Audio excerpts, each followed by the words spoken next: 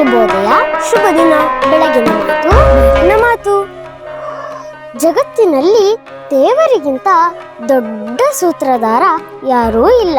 ಜಗತ್ತಿನಲ್ಲಿ ದೇವರಿಗಿಂತ ದೊಡ್ಡ ಸೂತ್ರಧಾರ ಯಾರೂ ಇಲ್ಲ. ಹಾಗೆಯೇ ಮನುಷ್ಯನಿಗಿಂತ ದೊಡ್ಡ ನಾಟಕಕಾರ ಯಾರೂ ಇಲ್ಲ. ಇನ್ನೊಮ್ಮೆ ಜಗತ್ತಿನಲ್ಲಿ ದೇವರಿಗಿಂತ ಸೂತ್ರಧಾರ ಯಾರೂ ಇಲ್ಲ. ದೇವರಿಗಿಂತ ದೊಡ್ಡ ಸೂತ್ರಧಾರ ಯಾರೂ ಇಲ್ಲ. ಹಾಗೆಯೇ ಮನುಷ್ಯನಿಗಿಂತ ದೊಡ್ಡ ನಾಟಕಕಾರ ಯಾರೂ ಇಲ್ಲ. ಧನ್ಯವಾದಗಳು. ವಂದನೆಗಳು.